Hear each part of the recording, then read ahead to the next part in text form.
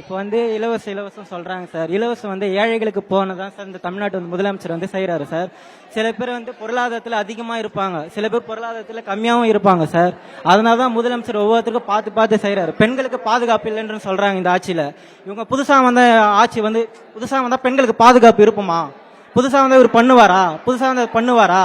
நேத்து நல்ல கண்ணை பார்த்தவரு 41 பேர் கருவுல செத்தாரு. அதுக்கான இரங்கல் தெரிவிச்சாரா?